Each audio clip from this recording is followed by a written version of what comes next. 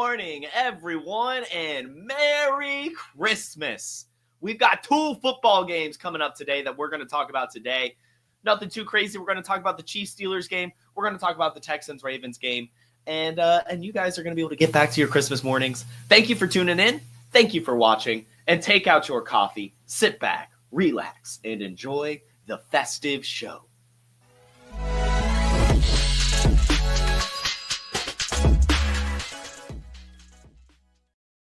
As always, welcome in. Thank you for tuning in on this wonderful Christmas morning. I'm sure that you're hopefully having a good time with your friends, family, or yourself, even just enjoying your morning on this holiday. Nice day off. Hopefully it's not too snowed in wherever you are. Hopefully you get, just a nice Christmas day. I hope everyone's having a good morning and ready for some football coming up in just a couple hours. The first game kicking off today, of course, will be the Chiefs-Steelers. That's at 1 p.m. Eastern. And it's going to be a good game. I'm actually pretty excited about this game. Vegas is expecting 43.5 points to be scored, and Kansas City is favored by 3 points at this point in time. I will go ahead and say I like kind of both of those things. I wouldn't be surprised. Honestly, with both of these games, I like them both. I think that they're going to be a little bit higher scoring than Vegas expects, so I think I'm going to take the over on the Chiefs-Steelers game. I think both teams can get over 20 points, which, of course, will put us right at 40. But I think that one of the, like 27-24 feels like a good score to me. And I do think that the Chiefs can and should cover this 3 points. I know that exactly 3 always sucks, and they might just win by exactly a field goal, but this Chiefs team just wins. They just win. And I know it's in Pittsburgh, but I feel like the Chiefs are going to be able to win this game on Christmas and just keep their winning streak alive and be fine. Now, in terms of some stuff to look out for in this game, George Pickens is expected to return. He has been practicing all week. Will be making his, debut from the last few weeks from his hamstring injury, which should be pretty exciting. That's made Russell Wilson play better. George Pickens, of course, played a lot better when he was healthy, but also with Russell Wilson throwing him the ball. So I'm already confident enough to throw George Pickens back into my lineups. The Kansas City Chiefs are a very middle-of-the-pack defense against the pass. They're 16th against wide receivers and 20th against quarterbacks. So it should be a decent enough matchup for the Steelers' pass game in this game, especially with Pickens back. Overall, the Chiefs' defense do give up the 20 most points to the quarterback position, the most point or the least amount of points to the running back position. So if the Steelers are to get anything done, it is more than likely going to come from the pass game and Russell Wilson and not Najee Harris. And then just the wide receivers, again, middle of the pack. I think we can fire up George Pickens, no questions asked. And then tight ends. Kansas City is actually pretty bad against tight ends. And I know that Pat Freiermuth has been very hit or miss, especially with George Pickens in the game. But I do think that you could start Pat Freiermuth in this one as well, just because of the matchup. We'll talk about in a second. I do have some underdog picks for this game, and I am okay with the Pat Freiermuth reception total. I think that he'll at least be involved. I do think the Steelers are going to pass the ball a decent bit in this game, given that the Chiefs are so good against running backs. I think it is going to be Russell Wilson, George Pickens, Pat Freiermuth, maybe Jaylen Warren out of the backfield for this game. Kansas City on the other side, going up against Pittsburgh. Pittsburgh is giving up the 3rd least points to quarterbacks. So it is kind of tough sledding. They are a stingy defense, but it's Patrick Mahomes. And apparently high ankle sprain Patrick Mahomes is better than no ankle sprain Patrick Mahomes. So I'm not really too worried about it. If you have him, you've made it to your championship. You're probably not benching him. I made the mistake of saying to bench him last week. I'm just never going to say it again. The guy's superhuman. Even if he's disappointing sometimes for fantasy, he's just a really, really good quarterback. And like I said, I do think that this game will have some points scored. So while it's a tough matchup, I still think that Patrick Mahomes should be fine. The running backs is, of course, where I'd be worried. I think everyone's already worried about Isaiah Pacheco. The Steelers are 21st against running backs, so the 10th least amount of points to the running back position. So it's a tough matchup. And Isaiah Pacheco is already splitting a ton of volume with Kareem Hunt. I just don't see much reason to actually fire up Pacheco in this game for any reason other than DFS. And even then, as we talk about I'll show my DFS lineup for Christmas after we talk about both games. I'm not really too involved in Isaiah Pacheco at this point of the year. I don't think anyone is. It's a tough matchup. Hasn't really been playing well. Hasn't really been getting the volume. It's kind of just an issue there. In terms of wide receivers, the Steelers are, again, good against wide receivers. They're eighth against wide receivers, so 24th most points against the wide receiver position. Another stingy matchup, but again, especially with Patrick Mahomes, but this Chiefs team, there's so many different weapons that kind of do different things that I don't really think that it really matters if they have a tough matchup for Xavier Worthy, for Marquise Brown, for DeAndre Hopkins. I think that they will ultimately be fine regardless, just because of the way this offense works. And then the tight ends. The Steelers, they do actually give up the 11th most points to tight ends. So maybe there is some room for Kelsey to kind of bounce back in this game, which could be nice to see. But as we'll talk about again with the DFS, I did kind of just go the cheap option and see if Noah Gray maybe could get me some points. But to sum this all up, really, George Pickens should be returning, which is excellent news for George Pickens and Russell Wilson. That should elevate the entire Steelers offense. I'm pretty excited about this game in general. I think both teams will get over 20-something points. I do think it'll go over 43.5, but I will take Kansas City, even covering that 3.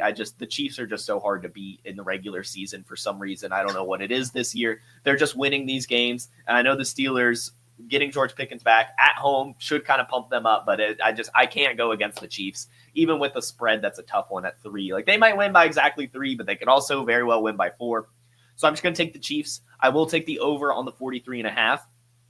And here are my underdog picks for this game in particular. Not as much for the Steelers-Chiefs game as I have for the Ravens-Texans game, but as mentioned, the Chiefs are a really good matchup for tight ends. So Pat Freiermuth, I did take the higher on 2.5 receptions.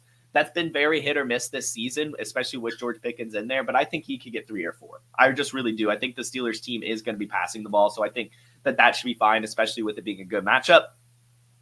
George Pickens, I liked his targets, receptions, and receiving yards total. And as talked about a lot on the show, I love the longest reception prop. I just do. And we know that George Pickens is a receiver if he's going to have a big play, or that probably will have a big play in any game. And generally, that's going to be longer than 24.5 yards. So I actually just took the George Pickens longest reception higher than 24.5 yards. On the Chiefs, I like Xavier Worthy getting higher than 3.5 rushing yards. We've seen him carry the ball 3 times in back-to-back games.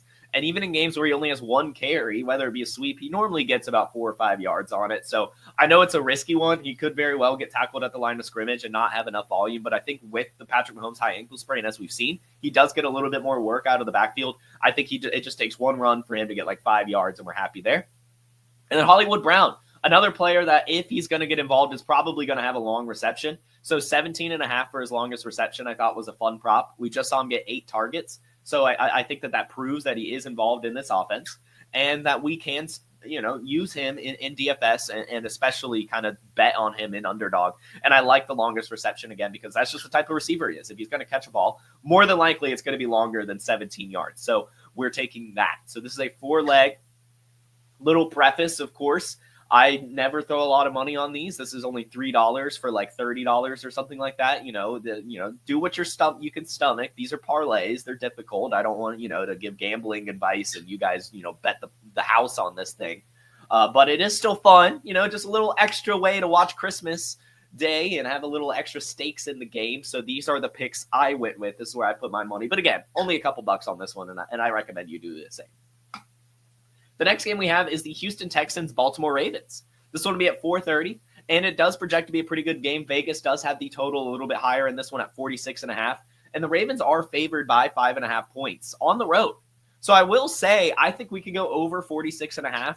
As we'll talk about in a second, these two teams do match up well together in terms of what they're good at or what they're bad at stopping.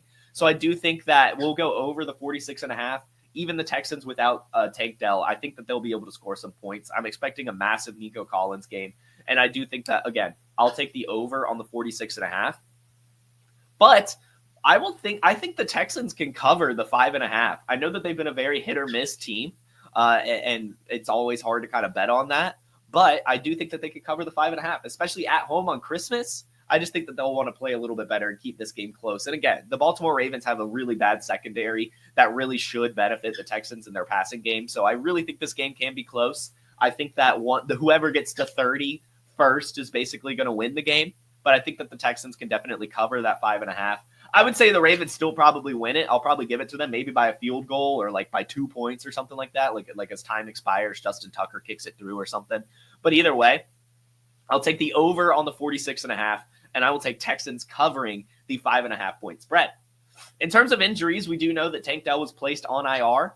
John Mechie has been practicing all week, so it does look like he will be the guy that kind of steps up there, but we might see some Robert Woods action as well. If you're looking for a cheaper DFS play, either one of those is fine. I'm putting my pick on John Mechie. That's what we saw earlier this season, and I wouldn't be surprised if the Texans do kind of just want to get him the ball, start developing him a little bit more now that they kind of have to, especially eking into the playoffs.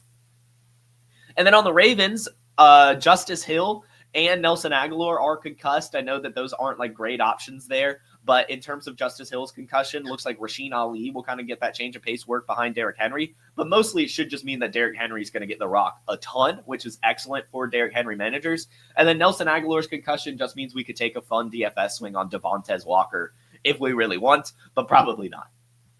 And then Zay Flowers. Zay Flowers actually did not practice on Monday. As of recording this, I haven't seen Tuesday practice updates, but he is battling through a shoulder injury.